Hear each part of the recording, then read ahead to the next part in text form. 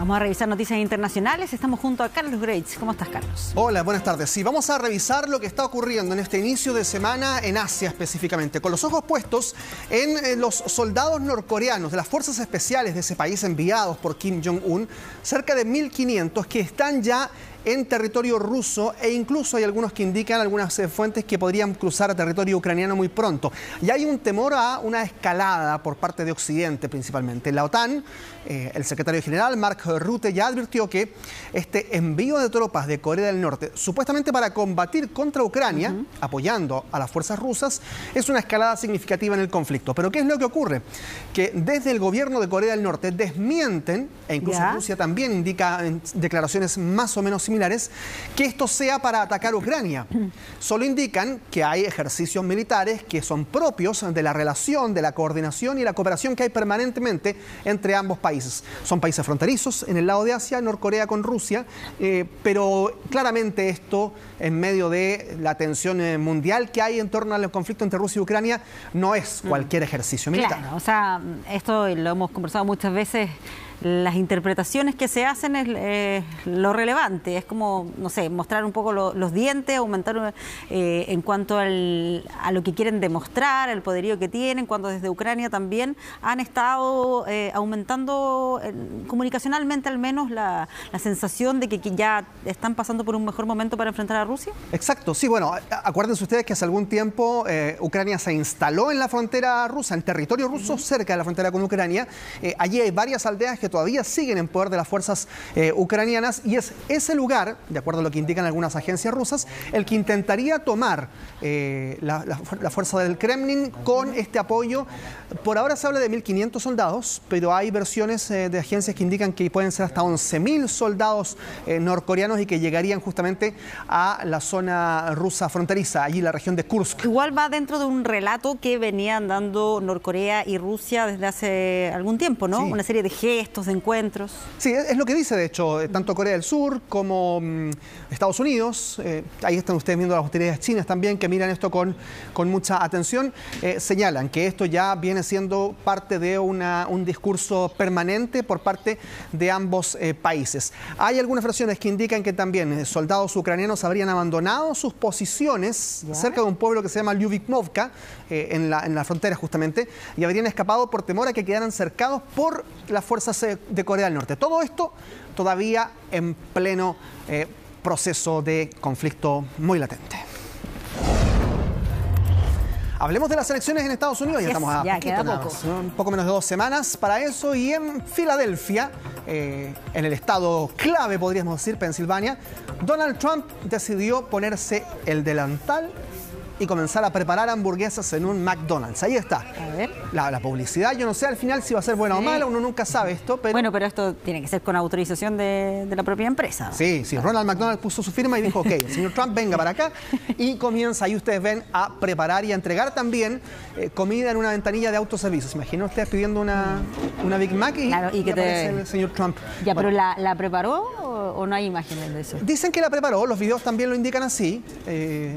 Talento a lo mejor tiene, no puede decir que por ser expresidente y magnate no va a haber preparado un asado. Ustedes saben que los estadounidenses preparan hamburguesas en asado, ese es el asado de ellos, digamos. Sí. La hamburguesa, no es más que eso. Bueno, no es por pelar, pero sí. Es así, claramente. Bueno, lo que le dijo Trump al dueño de McDonald's es que estaba buscando trabajo y que siempre había querido trabajar en este restaurante de comida rápida. Pero esto es una... como diríamos en lenguaje semideportivo, ¿no? Tocada de oreja, ¿no? A Kamala Harris, porque Kamala Harris había mencionado en parte de su historia en algún momento que ella sí había trabajado en restaurantes de comida rápida, específicamente en un McDonald's durante sus años de universitaria. Y Donald Trump dice, yo no le creo nada. Dice, no hay antecedentes, dice Donald Trump, de que ella haya trabajado, en cambio yo sí. Todo esto como parte de una semana muy intensa y con ciertos incluso insultos, un tono bastante poco, podríamos decir, diplomático y político por lo demás. Ya Donald Trump había insultado, vicepresidenta de M, le había dicho a Kamala Harris en un meeting en Pensilvania, y Kamala Harris le respondió que todo este comportamiento degrada la institución, ¿no?, de la presidencia de Estados Unidos. Ahí está Kamala Harris celebrando, vamos a revisar ahora las imágenes de Kamala Harris celebrando su cumpleaños número 60. haciendo campaña claramente. Acudió a una misa en Stonecrest y luego participó en un evento en Jonesboro, donde Stevie Wonder le cantó a la demócrata el cumpleaños feliz. Aquí también Kamala Harris apela a algunas de sus fortalezas, entre ellas la playa de artistas que hay que apoyan a la candidata demócrata, entre ellos, claro, Stevie Wonder. Estuvo también con un coro de gospel allí, ahí le canta, ¿no? Cumpleaños feliz. Estuvo también la campaña presidencial, se ha tomado todos los programas de televisión, en el show de Saturday Night Live hay todo el rato hay sketch y distintos... vinculados a la campaña, con burlas también y bromas a ambos. Ahí está, ¿no? Ahí está Stevie Wonder en medio de esta campaña. Se sabe ya, esto va a ser tan cerrado que lo más probable es que no lo sepamos la misma noche del 5 de noviembre. Que no lo sepamos. Que no lo sepamos. Mira. Puede que lo sepamos incluso 1 o 2 días después. O incluso, bueno, ahí no se sabe si es que, por ejemplo, Donald Trump llega a aceptar o no el resultado, o la propia Kamala Harris también, si tienen que ir a tribunales. En los años 90 hubo una elección que se cerró en los tribunales de justicia. Bueno, hay mucho para seguir contando de aquí en más. Pero ahora viajamos a Cuba para hablar de lo que está ocurriendo con la energía eléctrica, que durante todo el fin de semana estuvo absolutamente apagada en Cuba por la falla en una de las principales centrales. Y ahora recién, durante la mañana, la mitad de la ciudad de La Habana, que tiene 2 millones de habitantes, vuelve a tener luz. Un cuarto día de apagón. Además, ustedes ya lo decían más antes de los comerciales con Eduardo Sáez, lo que tenía que ver con la tormenta, ¿no? La tormenta tropical Oscar, que cruza el este del país y aparentemente habría dejado algún tipo de problemas, pero por ahora daños muy menores. Hay emergencia energética en Cuba declarada por el gobierno después del viernes pasado. A ver, ¿cuál es el punto? No solo tiene que ver con esto meteorológico. En Cuba, ya sabemos, hay una crisis energética provocada por la totalidad de las 8 centrales termoeléctricas que producen energía, que están absolutamente desgastadas, vetustas, dependen de carburantes, están algunas en mantenimiento, otras ya no funcionan. ¿Cómo es posible entonces que se pueda alimentar de energía la isla? Bueno, hasta ahora ya las autoridades han dicho, usando grupos electrógenos, algunos generadores. Hay algunas autoridades que han dicho, bueno, vamos a proponer que haya más energía solar, pero parece muy poco todo esto. Implica también ahí para la inversión no es menor.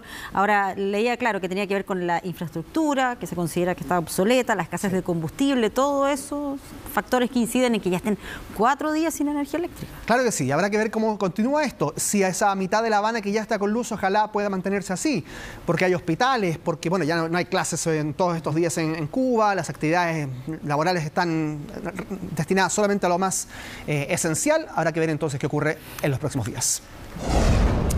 Hablemos de lo que está ocurriendo en Gaza. Cuando hemos hablado de las críticas al accionar de las fuerzas israelíes en la franja, nos referimos principalmente a lo que ha ocurrido hoy día, por ejemplo.